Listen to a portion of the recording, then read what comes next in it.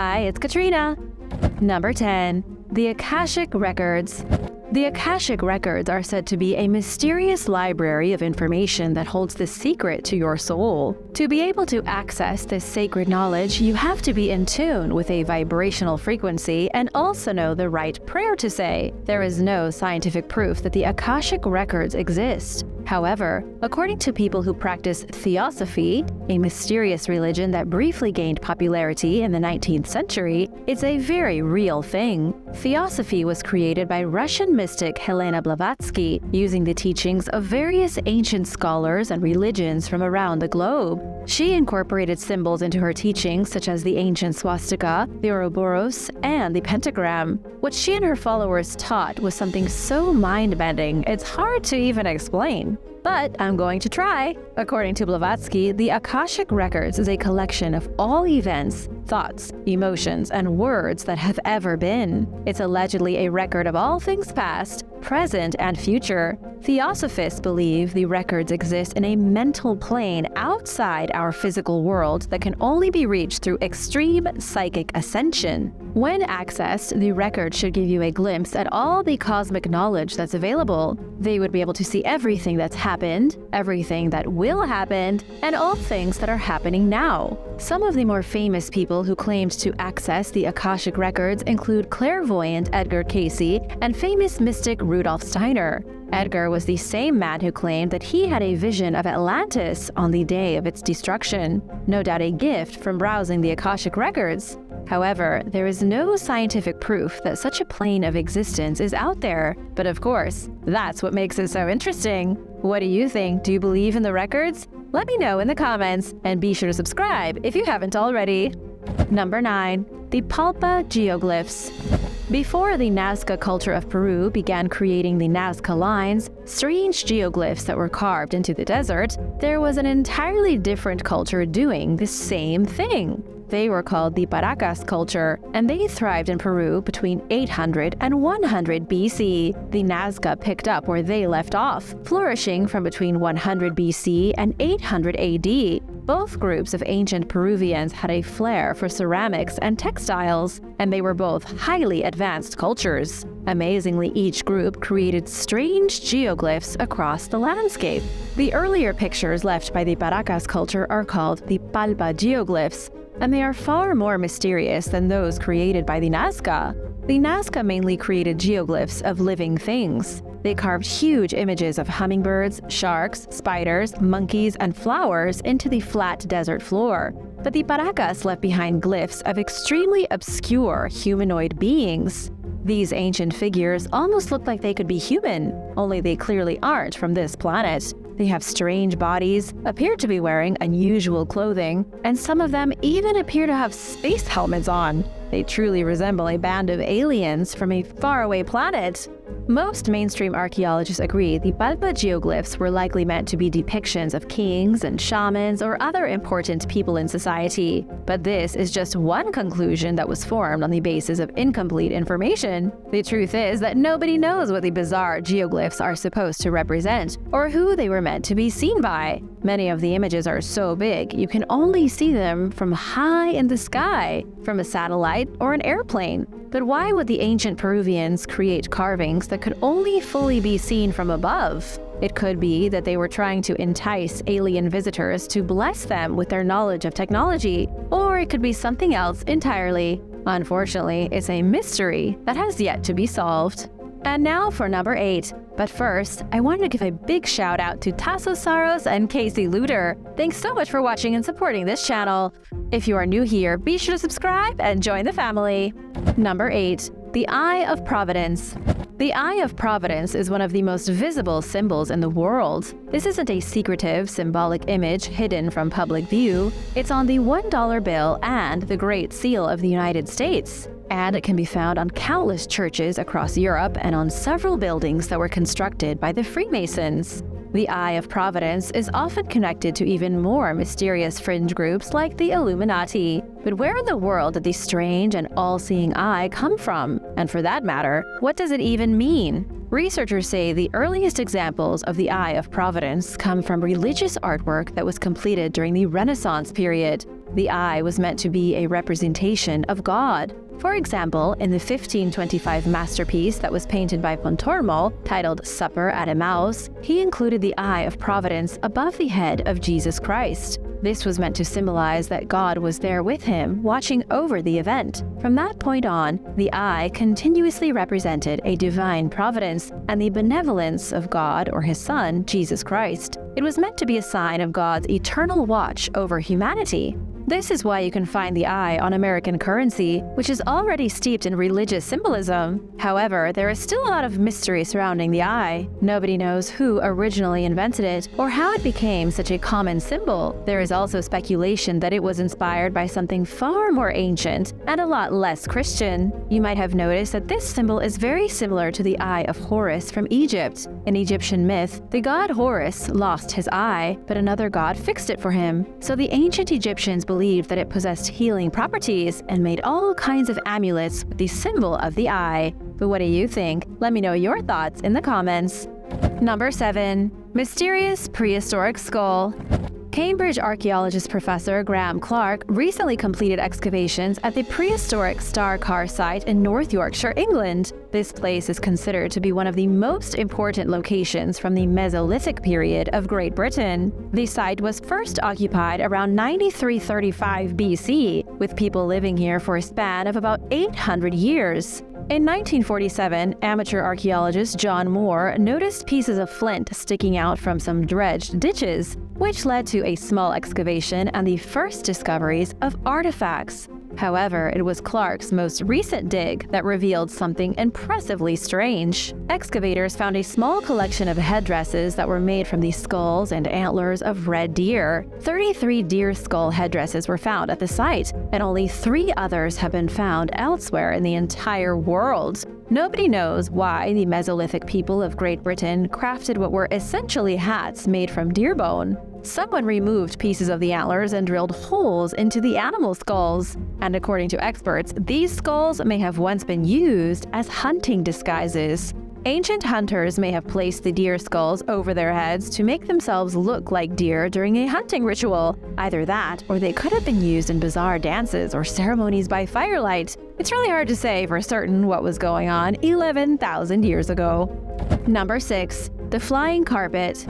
What if the flying carpet was a real thing that truly existed? The legend of the flying carpet didn't originate with the Disney classic Aladdin. It first came up in the ancient world of the East, appearing in old Jewish texts and most famously, the Arabian folklore collection called 1001 Nights. In all these stories, the tale of the carpet is largely the same. A magic textile is discovered by a prince, who then uses the mystical carpet to fly around wherever he pleases. But what if the story of the carpet is based on a real piece of ancient technology? According to an old Ethiopian legend, the Queen of Sheba gifted King Solomon a green and gold carpet studded with priceless jewels. The carpet was said to be magical, woven on an ordinary loom but colored with dyes that gave it the ability to fly. The dyes were supposedly made using a special type of clay that possessed magnetic properties, pushing itself off the earth like 2 opposing magnets. The magnetism was so strong that King Solomon was able to sit on the carpet and maneuver it hundreds of feet above the ground. This sounds as if real technology was used to build the carpet. It's a little different from other ancient legends that simply chalk everything up to magic. There are other variations of the story too. Some legends say King Solomon had a magic carpet so big it had room for 40,000 men. But unfortunately, nobody knows for certain if the flying carpet was a real artifact or if it was just made up by the ancient people of Arabia. Number 5. The Cave of Skulls. As more and more discoveries are made, our Neanderthal cousins become even more mysterious. It used to be that scientists labeled Neanderthals as unintelligent hominins who were so dumb they went extinct. But some of the latest discoveries have disproved that. We now know Neanderthals were creative, they had complex thoughts, and they used tools just like Homo sapiens. Archaeologists in Spain recently excavated a Neanderthal cave near Madrid, which led to one of the most bizarre discoveries yet. They found a massive collection of animal skulls seemingly arranged with purpose inside the cave. According to the lead author of the study, archaeologist Enrique Baquedano, there were approximately 35 skulls from large herbivores arranged in the larger chamber of the cavern. Amazingly, the remains are about 42,000 years old. But what's truly shocking the scientific community is that these skulls were arranged in such a way as to implicate a spiritual belief system. It looks as though these skulls were being used by Neanderthals in a bizarre ritual or a ceremony. The implications here are enormous, with the capacity to change history as we know it. Based on these findings, Neanderthals were engaging in complex ritualistic behavior 42,000 years ago. It's now a huge unsolved mystery because we don't know what rituals the Neanderthals were practicing or what they were using these skulls for. It could be that these ancient hominids were far more spiritually advanced than we gave them credit for. Number 4. Crispin Jennepertanga. Crispin Jennepertanga is the name of one of Germany's most prolific serial killers. But whether Crispin really existed or not is an unsolved mystery. We have almost no real evidence that he was a flesh and blood person, although there are historical texts mentioning his name and the foul deeds that he did. The tale of Crispin Jennepertanga begins in the 16th century. Between 1569 and his capture in 1581, Crispin murdered an estimated 964 people, just shy of his goal of 1,000. He started killing at the ripe young age of 13, and all the details of his life have survived in a book that was printed in 1581. However, some additional accounts were published in 1587. His life and murders were even documented in multiple languages throughout Europe, being published in Czech and French. Crispin supposedly lived in a cave about a mile from Burgkessel in a wild land of forests and mountains. When he was a young boy, he descended into the darkness of the cave and made it his lair. From the entrance to his sinister home, Crispin had an excellent view of the road. He could see everybody moving between towns on their way to places like Luxembourg and Metz. And so, he became a bandit. He would creep out from his dark cavern and murder unwary travelers before stealing their loot and dumping their bodies somewhere deep within his cave complex. The sick and twisted bandit was only captured when one of the people he'd taken prisoner escaped and ratted him out to the local authorities. After he was apprehended, officials found his diary in which he detailed nearly 1,000 murders and tallied up the loot he'd stolen. He was consequently sentenced to death by the breaking wheel. However, this is all from a single text discovered shortly after his alleged death. Historians have never been able to determine if he was a real monster or if he was just a villain in some medieval fairy tale. Number 3. The Western Stone. The Western Stone is one of the largest building blocks not only in the ancient realm, but the modern world as well. It's a huge stone block forming a piece of the foundation of Jerusalem's Western Wall. It's only visible from the Western Wall tunnel, which is dug under the Muslim quarter of the Old City. Although the tunnel is currently dark and obviously underground, it was once an open-air site where the Western Wall protected Jerusalem's Temple Mount. That's the site where the first and second temples of Jerusalem once stood. Since the Western Wall is all that remains of these structures, it's now considered one of the holiest places in the world. The face of the stone block is about 44 feet long and it's 11 feet tall. However, its depth is hidden within the wall, but guesses range from between 6 and 8 feet. The most impressive part of the Western Stone is that it weighs about 300 tons. Considering the Western Wall was built around 2,500 years ago, it's quite impressive that they were able to lift such a heavy object. To put things in perspective, a stone block that dislodged from the Western Wall in Jerusalem in 2018 nearly crushed a woman who was praying. When authorities wanted to move the stone, they found it so big and oddly shaped they needed to use a crane. Yet 2,500 years ago, somebody managed to move a piece of shaped stone that weighed 300 tons from its quarry to a mountaintop. And unfortunately, scientists and archaeologists still don't have any idea how that was done. Number 2. The Sajama Lines. The Altiplano Plateau in Bolivia is a desolate landscape of dry, barren dirt. There is nothing here except sand and empty space for miles. And yet 3,000 years ago, there were people who lived here. Mysterious indigenous communities roamed across the empty landscape, following roads carved across the desert. These roads are known as the Sajama Lines, and they are baffling to say the least. The lines can be found all across the landscape, stretching for mile after mile, seemingly leading nowhere. They can only be seen from satellite images, or if you're flying high above the desert in an airplane. Much like the geoglyphs in Peru, the Sajama Lines are invisible when you're on the ground. Scientists have been arguing for decades over what the Sajama Lines are. Some say they were built as roads, allowing for easy travel through the desert. But there are those that believe each line was connected to a small settlement, even though nobody's ever found traces of these alleged communities. Whatever the case, the thousands of individual lines were made with immaculate precision. Each one is between 3 and 10 feet wide and almost perfectly straight. Even though they were made, presumably by hand and in the brutal heat of the highland desert, they were paved with more skill than some of our modern roads. In total, the Sajama Lines cover about 10,000 miles of terrain. And while some researchers call them the world's biggest display of artwork, the truth is that we don't know what they were for. They could have been anything from crossing trails to footpaths to sacred shrines. Or they could really just be an expression of artistic creativity. Unfortunately, this is a mystery that scientists have never been able to solve. Number 1. The Brochs.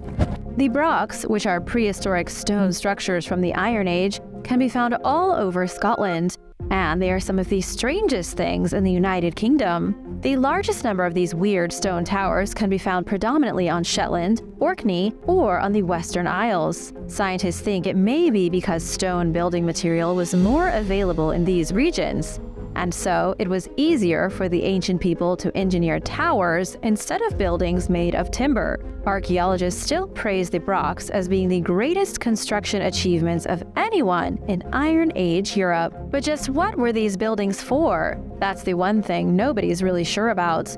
Archaeologists say they were built in the first few centuries before Roman occupation, and for another couple hundred years after that. It's estimated that they were constructed between about 300 BC and 200 AD, give or take a few decades. Researchers believe the towers may have been used as fortified houses, or they might have been defensive fortresses. Each one was built almost identically, with a solid tower, an inner courtyard, and 2 small rooms, as well as a storage area. These might have been the earliest renditions of British castles, single towers that stood around 50 feet tall and were only suitable for a single family.